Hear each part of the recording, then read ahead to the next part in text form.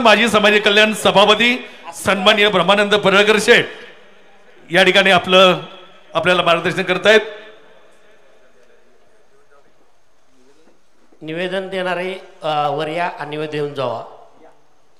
आज आपल्या इबतवाडीच्या नगरीमध्ये आपल्या गावचे सुपुत्र नारायण खर्जे यांचा पक्षप्रवेश आणि जाहीर संवाद विविध उद्घाटनाचा कार्यक्रम होतोय आणि या कार्यक्रमासाठी राज्याचे मंत्री महोदय जयाभाऊ हे येऊन गेले। आपले सर्वांचे लाडके आमदार आदरणीय पडळकर साहेब व्यासपीठावर ज्यांनी आता मोलाचं मार्गदर्शन केले ते युटी जाधव सर, संग्राम माने, अक्षय माने, जे जानकर साहेब, या गावचे समाज कल्याणच्या सभापती मोठे मॅडम आणि NP खर्जेवर आणि आमदार साहेबावर प्रेम करणारे तुम्ही सर्व कार्यकर्ते, मी पहिल्यांदा NP सरांचं भारतीय जनता पार्टीमध्ये घर वापसी केल्याबद्दल त्यांचं मनापासून आभार व्यक्त करतो। खरं तर कार्यकर्त्यांना माहितीच नाही, ते घरातून खरं गेलेच नव्हते, नुसतं निमित्त होतं। त्यांच्या घरामध्ये मफलर दुसऱ्या पक्षाचा होता, पण काम मात्र ते आपल्या पक्षाचं करत होते। त्यामुळं कुणीही काळजी करू नका, अजून लय कार्यकर्ता आपल्याला आहेत, वेळ येऊ द्या, वेळ आल्यानंतर एक एक पत्ता ओपन होणार आहे। मला जे जानकर साहेबांना विनंती करायची आहे की त्यांनी एवढं चांगलं काम केलं, जे गडी गेलतं ते माघार आणायचं काम जे जानकर साहेबांनी केलं। उमाजे चव्हाण एक जेवाभावाचा सवंगडे आपला माघारी आला, NP खर्जे सर आले आणि असंख्य कार्यकर्ते माझ्या संपर्कामध्ये आहेत। वेळ आल्यानंतर ते सुद्धा येणार आहेत, तुम्ही काळजी करू नका। हे भारतीय जनता पार्टीच्या कार्यकर्त्याला ताकद द्यायचं काम आदरणीय पडळकर साहेबांनी केलंय, हे तुम्हाला साऱ्यांना माहीत आहे। या इबतवाडीचा इतिहास सांगायचा झाला तर पहिली ग्रामपंचायत 9-0 दिलेले गाव हे इबतवाडी। फार पडळकर साहेबांनी या गावाला प्रेम केलंय, एवढं प्रेम केलंय। आपल्याकडे काही नव्हतं, आपल्याकडं रुपयाचा निधी द्यायची व्यवस्था सुद्धा नव्हती, पण या गावानं एवढं प्रेम साहेबाव केलं आणि पहिली ग्रामपंचायत आपल्याला 9-0 या तालुक्यामध्ये दिलेलं आहे, हे तुम्ही लक्षात घेतलं पाहिजे। NP सरांनी माघारी आले, त्यांनी सांगितलं त्यांच्या भाषणामध्ये, जेने सांगितलं अरे बाहेर काय नाही, जी काय आहे ते आपल्याच घरात आहे। त्यामुळं जर आपल्या घरातला एखादा कार्यकर्ता बाहेर गेला, स्वतः घर मांडलं, पुन्हा जर घरात त्याला घेतला तर त्याला तोच आपण इथं स्वाभिमानाने तो काम करतो आणि तोच कार्यकर्ता आपला ताकदीनं काम करतोय। मला साऱ्यांना सांगायचं आहे, तुम्ही या पावसामध्ये अकर भिजला, एवढा मोठा पाऊस आला, एवढा मोठ्या पावसामध्ये तुम्ही भिजला आणि NP सरांचा कार्यक्रम बघितला, कुठंतरी हे प्रेम तुमचं पडळकर साहेबावर आणि NP खर्जे सरावर आहे आणि हे आपण तुम्ही आज पुन्हा एकदा जाहीर केलं। कारण पाऊस बरोबर 8ला झाला, 7:30लाच पाऊस आला आणि आता एक थेंब नाही पावसाचा, म्हणजे कुठंतरी निसर्ग सुद्धा तुमच्या पाठीमागं ठाम आहे, हे तुम्ही लक्षात घेतलं पाहिजे। आता बघताय तुम्ही जिल्हा परिषद निवडणूक आल्या, पंचायत समितीची निवडणूक आहे आणि पडळकर साहेबांना नुसता आपला जिल्हा परिषद गट बघायचा नाही, नुसते आटपाडे बघायचे नाही, त्यांना जत बघायचा आहे, त्यांना कोटेमंका बघायचा आहे, त्यांना जिल्ह्यातला प्रत्येक तालुका बघायचा आहे। त्यामुळं प्रत्येक कार्यकर्त्याची जबाबदारी आहे। मी तुम्हाला सांगतो की पडळकर साहेबांच्या पाठीमागं आटपाडी तालुक्यातला 4ही गट आपण इथं आणायचा आहे आणि ती जबाबदारी तुमची आहे। आता हे बघता तुम्ही महाराष्ट्रात आजपर्यंत येतो पडळकर साहेबांच्या विरुद्ध एक झालं सारं, मग काय असतील चिल्लर गॅग एक झालं, जिल्ह्याचं नेतं एक झालं, आता तालुक्यातलं सुद्धा गडी एक झाल्याचं। काळजी करू नका, जेवढं व्यक्ती ताकदीनं होत आहे त्यांना माझं जाहीर आव्हान आहे, तुम्ही ताकदीने एक व्हा, माझ्या मागं ताकदीनं जनता आहे, ताकदीनं जनता आहे माझ्या पाठीमागं आहे। त्यामुळे मला कसलीच काळजी नाही, कोण पैसेवाला आहे कोण गरीब आहे हे काय बघायची गरज नाही। कार्यकर्त्याच्या मागं तो या जगातला साऱ्यात श्रीमंत माणूस आहे आणि तो श्रीमंत माणूस कोण असेल तर गोपीचंद पडळकर श्रीमंत माणूस आहे। हे ध्यानात घ्या, कार्यकर्त्या जीवावर आम्ही आहे. कोणाचं तुम्ही बघताय सारे अखंड महाराष्ट्रावर साहेब फिरतील, अखंड महाराष्ट्रभर अशा बऱ्याच निवडणुका झाल्या. जयसाहेब तुम्ही बघितलं असेल, गणित शेवटपर्यंत गणित जुळत येतं. ग्रामपंचायत आता आली, आता अमुक आलं तमुक आलं, पण एका रात्रीचा कार्यभार असतोय.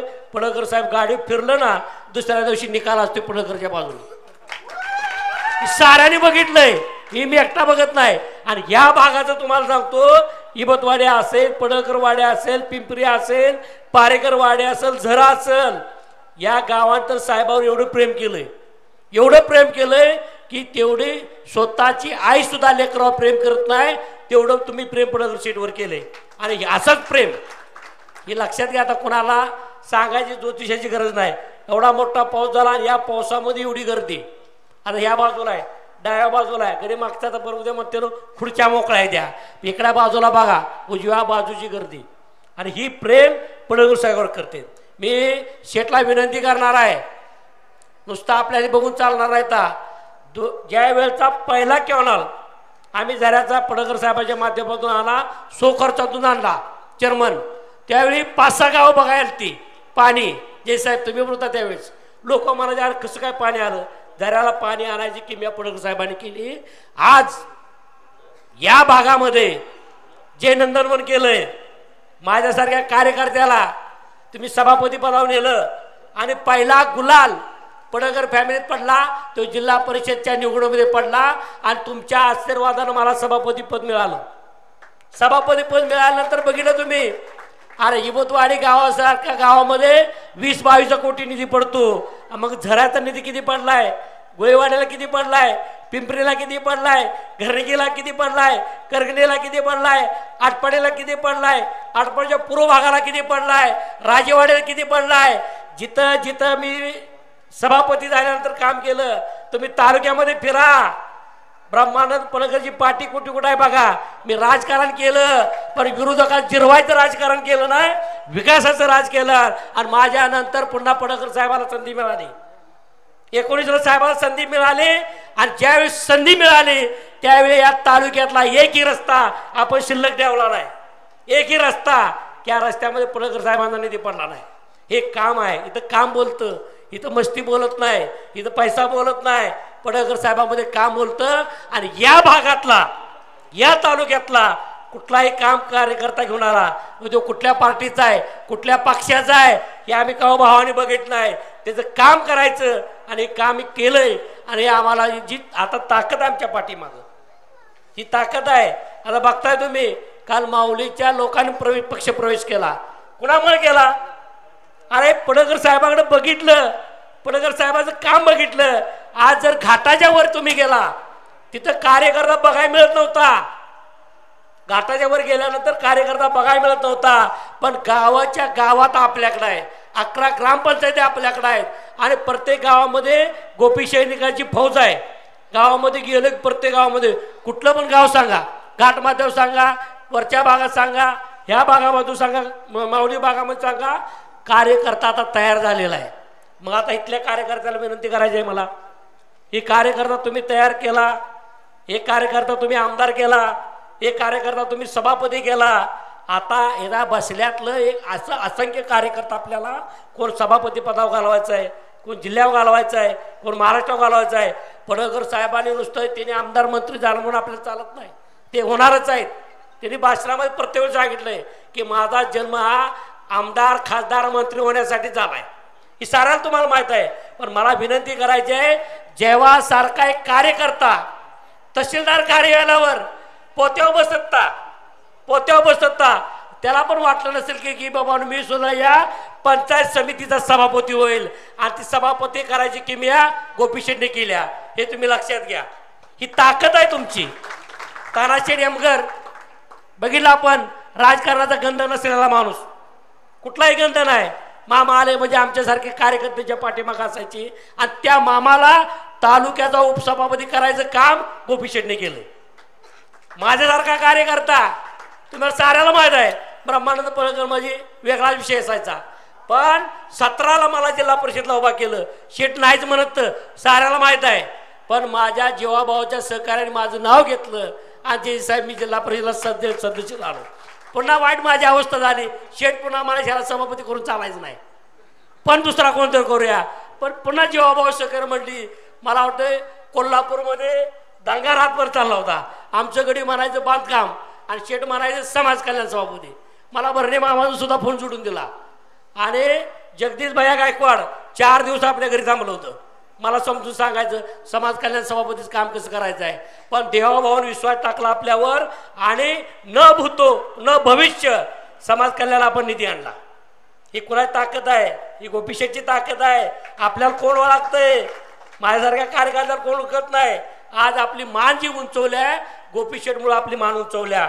त्यामुळे तुम्ही काळजी करू नका. लोकांना काय वाटतंय एखादी ग्रामपंचायत असेल आणि त्या ग्रामपंचायत मी सरपंच असेल, सरपंच जर असला तर गोपीशेठने जर कानाडोळा केला नसता तर तुमच्यासारखं सुद्धा कोण सरपंच झालं नसतं. हे तुम्ही साऱ्या लक्षात घेतलं पाहिजे. आज आपल्याला विचाराची लढाई आहे. आपण विचाराला लढायचं आहे. आपल्याला काय गुद्दागुद्दी आलं यायचं नाही. जर एखादा आला तर त्याला पण काही शिंगाव आपण घेरायला भेटणार नाही. कारण ही राजकारण आहे. राजकारणाच्या पद्धतीने आपण करू. आणि हिबतवाडीच्या लोकांना मला विनंती करायची आहे, तुम्ही आजपर्यंत फक्त गाव बघितलं. गावाच्या बाहेर तुम्ही यायचं नाही. तुम्ही झऱ्याला कवा आला नाही, तुम्ही पारेकरवाडीला कवा आला नाही, तालुक्यात कवा आला नाही. पण आजपासून तुम्हाला सांगतो पडळकर साहेब इथं नसणार आहेत. कोणाला एखाद्याला वाटत असेल पडळकर बंधूला इथं अडकवायचं आहे आणि जिल्ह्यामध्ये कसं फिरायचं आहे, काही काळजी करू नका. मला विश्वास आहे माझं कार्यकर्ता आता तयार झालेत. त्याला सांगायला लागत नाही कुठं जायचं आहे, कुठं मतदान करायचं आहे. या तालुक्यातला प्रत्येक कार्यकर्ता जतमध्ये गेलता, प्रत्येक कार्यकर्ता, आणि त्यानं त्याच्या पद्धतीनं शेठसाठी मतदान मागितलंय. साऱ्याने आता आमच्या भावाच्या पाठीमाग लय जणांनी काम केलंय. आम्हाला पण माहित नाही कुणी काय केलंय, कुठं पळालाय, कुणी कुणा पाय धरलेत. आणि जर त्या लोकांचा आपण आभार मानायचा आहे की तुम्ही आपला एक आमदार चांगला 288 मध्ये गेला. आता बघताय तुम्ही टीव्ही जर चालू केली, टीव्ही चालू केली की पहिल्यांदा बातमी लागते गोपीचंद पडळकरांची. ही कशासाठी? ही जतच्या जयंतीच श्रेय आहे. जतच्या जयंतीच आहे पण तुमचं कमी नाही. आता काय होतं, लोकांना वाटतं की जतला निवडून दिलं शेटला काय, त्याला जास्त श्रेय तुमचं आहे आणि साऱ्या जत ह्या भागाचं जरी भागाचं. कारण इथं आपण तयार केला आहे कार्यकर्ता आणि हा कार्यकर्ता असा तयार झालाय. कारण आपण हिरा घासतो ना, जेवढा घासेल तेवढा चमकतोय. त्यामुळे या कार्यकर्ता आमदार साहेबांना तुम्ही तयार केले आणि त्याचं सारे श्रेय हे या पश्चिम भागाचं आहे. जयसाहेब तुमचं साऱ्यांचं आहे आणि तुमचं साऱ्यांचं उपकार माझ्या व्हायचं. ब्रह्मानंद पडळकर तयार कसा झाला, ही गडी गेलं म्हणून मला संधी मिळाली. नाही ही गडी का मला संधी देत, अरे गाडीत बसू देत नव्हतं जयसाहेब, NP करचे आणि कडे इथं. ही गडी गेलं तेव्हा माझ्यासारखा गडी कार्यकर्ता तयार झाला. त्यामुळे जयसाहेब तुमचा आभार आहे. तुम्हाला सुद्धा साऱ्यांना संधी मिळणार आहे. मला काय उभा राहायची कुठे इच्छा नाही. कोणतरी म्हणून राहतो का हे उभा राहतोय तिकडे उभा राहतोय, मला काय सुद्धा इच्छा नाही. ही जी काय आपले पंचायत समिती सदस्य आहेत होणार आहेत, जी काय जिल्हा परिषद सदस्य आहेत, ती कार्यकर्ता ठरवणार आहे. आपला तिकीट वाटायचं काय आमदार साहेब ठरवणार नाहीत, मी ठरवणार नाही. तुम्ही कार्यकर्ते सांगायचे बाबा ह्यो शीट चालणार आहे आपली. हे काम आपल्याकडे आहे. आपण घरांचे कोण काय काय बोलतंय, काय बोलताय. आणि सोशल मीडियाची टीम तुम्ही बघितली, उमाजीराजे महाराष्ट्र राज्यामध्ये 1 नंबरची टीम असेल तर पडळकर साहेबांची असेल. शेठला पण माहीत नाही अजून, शेठ बघत नाही, फेसबुक बघत नाहीत, त्याला इंस्टा काय माहीत नाही. मोबाईल चालवाय साऱ्यात मागकडे असेल तर शेठ असते अजून त्यांना काही येत नाही. आता लोकांना वाटत शी सारे आपल्यासारखेच कार्यकर्ते बघतील, एवढं कार्य करतायत. बघताय मध्ये जयंत पाटलाला साहेबांनी ठोकला. जयंत पाटलाला ठोकल्यानंतर आपली पोरं अशी जागी झाली, गड्याला 2च दिवसात घरी बसवायला लावलं. ही काम सोशल मीडियाच्या टीमने केलं. त्यामुळे सोशल मीडियाच्या टीमला जी आपल्या ओळखीच्या असतील नसतील त्यांचं आपण टाळ्या वाजून स्वागत करायचं आहे. कारण आजचं जग आहे, जग आहे इथं. या जगापुढं आपल्याला सोशल मीडियामध्ये टिकायचं आहे आणि काम आपल्याला करावं लागेल. NP सर तुम्हाला वाटतंय आता गुदगुल्या इथं स्टेजवर येणार झालंय, पण तुमची जबाबदारी फार वाढल्या. आता लोक तुमच्यावर तुटून आहे ती. अयोगडी माघार गेलाय, सासऱ्याकडे गेलाय. आता ठीक आहे, जे साहेबांना तयार आहेत त्यांनी सुद्धा जबाबदारी वाढल्या, उमाजीची जबाबदारी वाढल्या. आणि मी आजपर्यंत आता लोक काय बोलू द्या, एकाही गेलेल्या कार्यकर्त्याला त्रास दिला नाही. त्रास दिला असता तर इकडे माझ्यापाशी आलं नसतं. जयसाहेब सांगा आम्ही का तुम्हाला त्रास दिलाय, कुठे भेटला तिथं आम्ही बोललो नाही. उमाजीराजे सांगायचं ब्रह्मानंद पडळकर आणि गोपीचंद पडळकर कार्यकर्त्याची जाण ठेवणारे नेता आहेत. जाण ठेवतो आम्ही. आमच्यासाठी कोण राहिलाय, भावाभावासाठी आम्हाला कोणी प्रेम केलंय आम्ही विसरत नाही, विसरणारे आमची अवलाद नाही. त्यामुळं NP खर्चे सर तुमची जबाबदारी आहे, PP सर साऱ्यांची जबाबदारी आहे. या तालुक्यामध्ये पडळकर साहेबांच्या पाठीमागं हा रथ आपल्याला ओढायचा आहे. आता जयसाहेब शेड येणार नाही तिकडं. आणि माझं मत आहे, मत आपलं मत आहे ना, साहेबाच्या मागं आपण लढूया, आपण तयार करूया, आपण गावोगावी जाऊया, आपली भूमिका आपण मांडूया, लोकांना आपली भूमिका सांगूया. आपण आजपर्यंत काय केलं आणि इथून पुढच्या काळामध्ये आपण काय करणार आहे ही सुद्धा भूमिका आपल्याला सांगायची आहे. येडगे मिस्त्री सांगायचे ना, साऱ्यांना सांगायचे. त्यामुळं बोलण्यासारखं बरंच आहे. माझं मत साहेब जाणार होतं, पण साहेबांना आम्ही म्हटलं आपण तुम्ही अजून एकदा बोला. कारण काय झालंय, एवढी तुम्ही आलाय लोक साहेबाला बोल बघायसाठी झालाय, त्यांचं ऐकण्यासाठी झालाय. जया भाऊनी तर आपल्याला फार ताकद दिल्या, आता आपण निधी दिलाय, अजून जया भाऊ आपल्याला निधी देतील. त्यामुळे तुम्ही कसलीही काळजी करू नका. या तालुक्याचा विकास पुरुष म्हणून पडळकर साहेबांना आपल्याला बघायचं आहे. जतमध्ये तुम्ही बघताय किती कामं चालू आहेत, फार कामं चालू आहेत.